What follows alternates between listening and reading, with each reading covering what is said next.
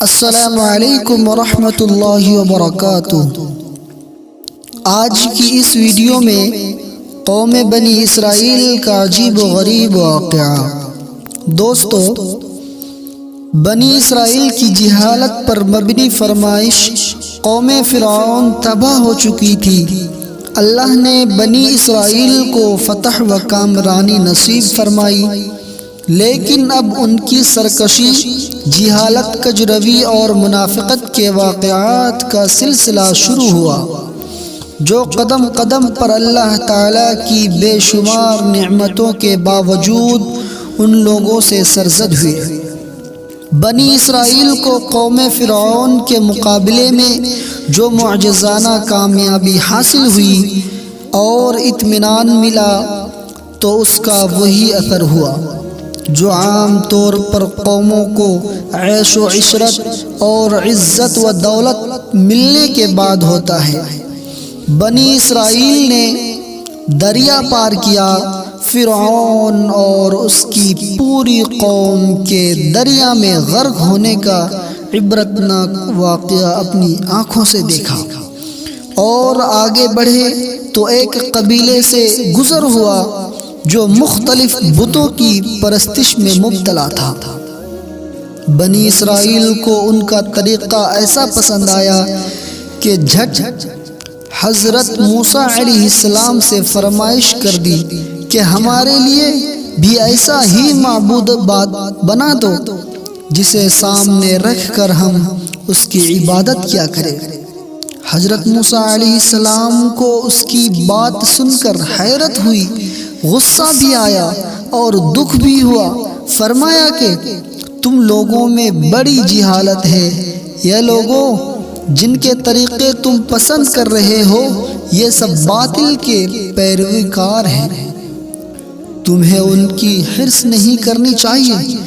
کیا تم مجھ سے یہ توقع کرتے ہو کہ میں تمہارے لیے اللہ کے سوا کسی اور کو معبود بنا دوں؟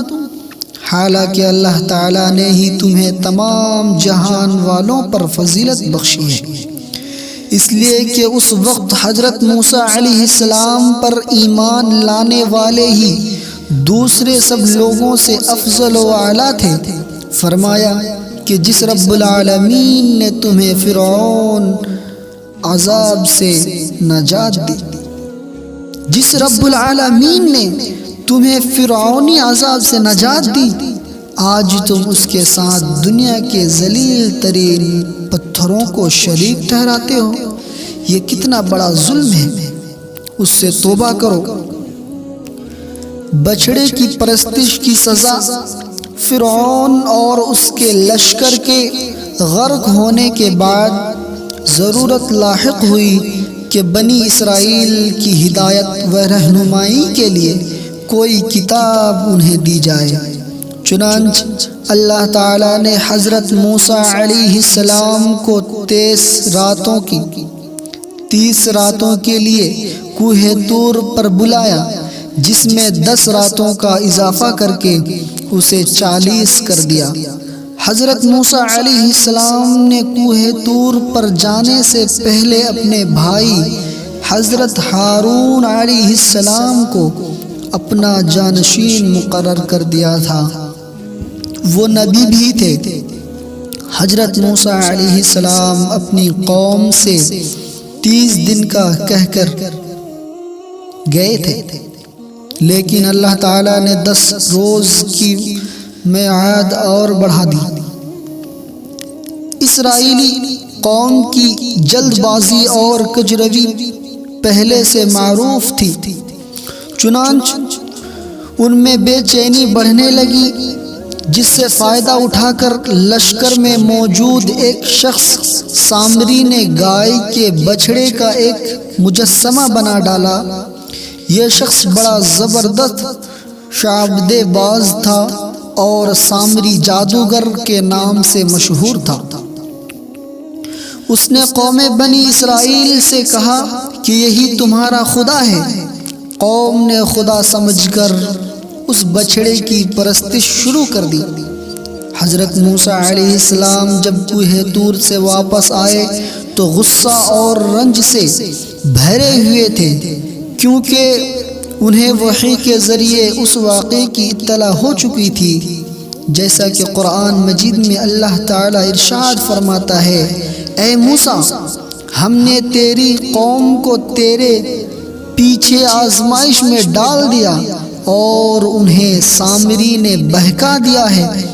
پس موسیٰ سخت غضبناک ہو کر رنج کے ساتھ واپس لوٹے اور کہنے لگے، اے میری قوم، تمہارا ارادہ ہی یہ ہے کہ تم پر اللہ کا غضب نازل ہو کہ تم نے میرے وعدے کے خلاف کیا؟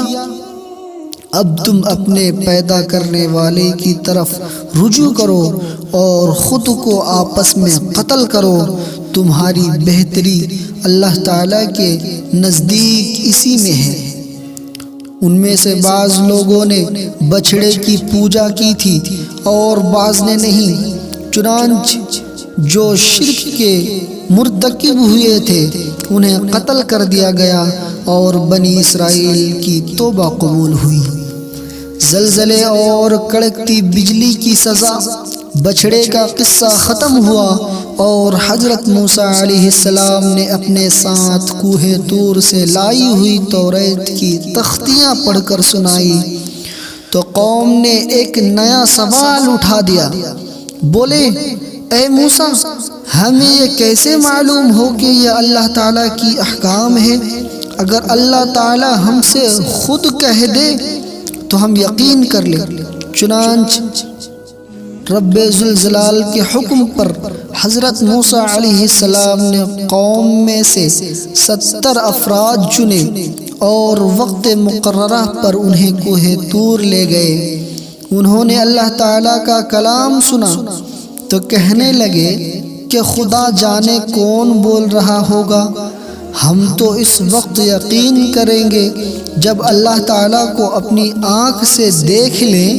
اللہ تعالیٰ نے اس گستاخی کی سزا اس طرح دی کہ زمین میں شدید زلزلے کے ساتھ آسمان سے ایسی بجلی کڑکی کہ سب ہلاک ہو گئے۔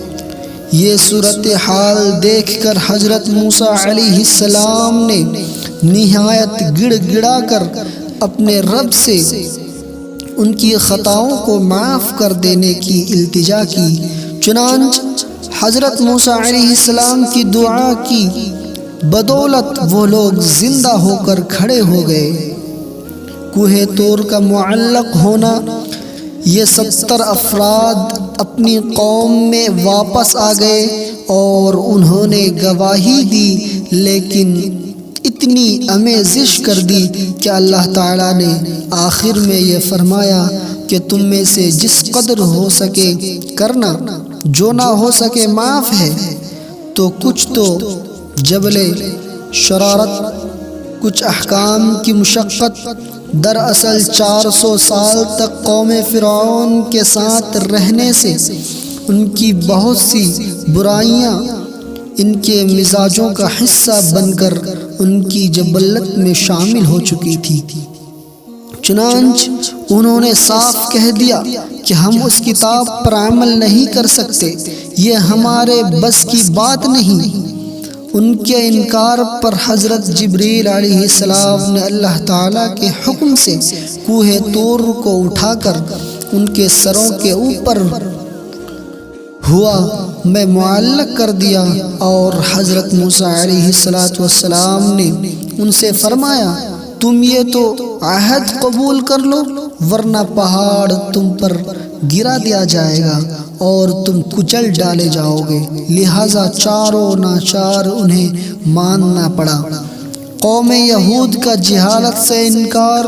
موسیٰ علیہ السلام نے فرمایا، اے میرے قوم، اس مقدس زمین میں داخل ہو جاؤ جو اللہ تعالیٰ نے تمہارے نام لکھ دی ہے، اور دیکھنا مقابلے کے وقت پیٹھ نہ پھیر لینا ورنہ پھر نقصان میں پڑ جاؤ گے۔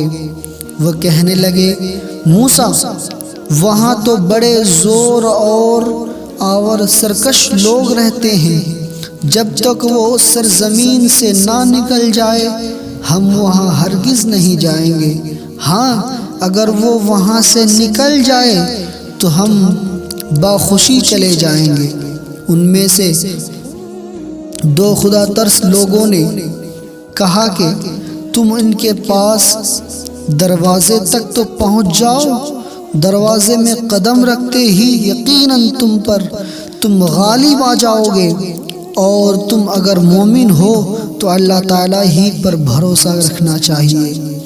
بنی اسرائیل کے مورث اعلیٰ حضرت یعقوب علیہ السلام کا مسکن بیت المقدس تھا، لیکن حضرت یوسف علیہ السلام کے امارت مصر کے زمانے میں یہ لوگ مصر میں جا کر آباد ہو گئے تھے، اور پھر 400 سال تک وہ لوگ مصر ہی میں رہے، جہاں فرعون اور اس کے قوم انہیں غلام بنا کر ظلم و ستم کے پہاڑ ڈھایا کرتے تھے۔ پھر اللہ تعالیٰ نے حضرت موسیٰ علیہ السلام کو ان کی جانب بھیجا، جو انہیں مصر سے نکال کر لے گئے۔ کوہ طور پر تورات کا نزول کے بعد حضرت موسیٰ علیہ السلام نے اللہ کے حکم سے بیت المقدس میں آباد ہونے کا عزم کیا۔ بیت المقدس پر عمالقہ کی حکومت تھی، جو ایک جرا بہادر اور جنگجو قوم تھی۔ چنانچہ ارض مقدس پر قبضہ کے لیے عمالقہ سے جہاد ضروری تھا۔ حضرت موسیٰ علیہ السلام نے انہیں نصرت الہی کی بشارت سناتے ہوئے یقین دلایا کہ وہ جیسے ہی بیت المقدس میں داخل ہوں گے اللہ تعالیٰ انہیں فتح و نصرت سے سرفراز فرمائیں گے۔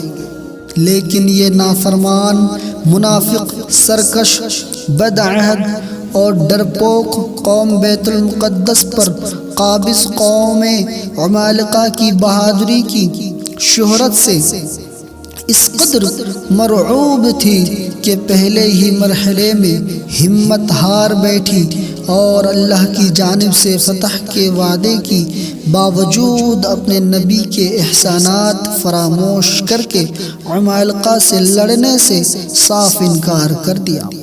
تم اور تمہارا رب جا کر لڑو۔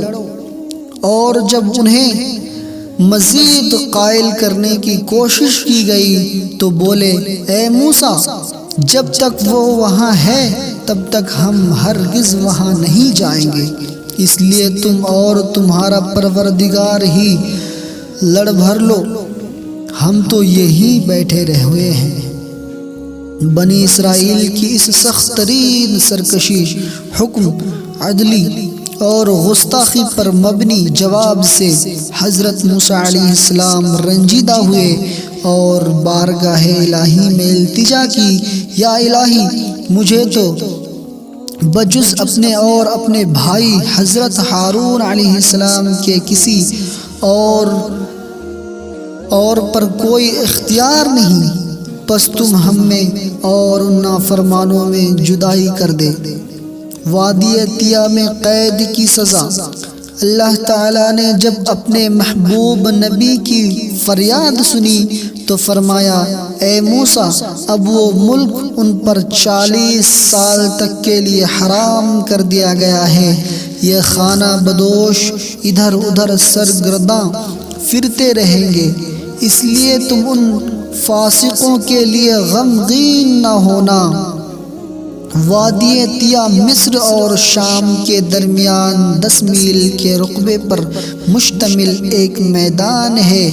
روایت ہے کہ یہ لوگ اپنے وطن مصر جانے کے لیے دن بھر سفر کرتے، لیکن جب صبح ہوتی تو یہ دیکھ کر پریشان ہو جاتے کہ جہاں سے چلے تھے واپس اسی جگہ پر کھڑے ہیں۔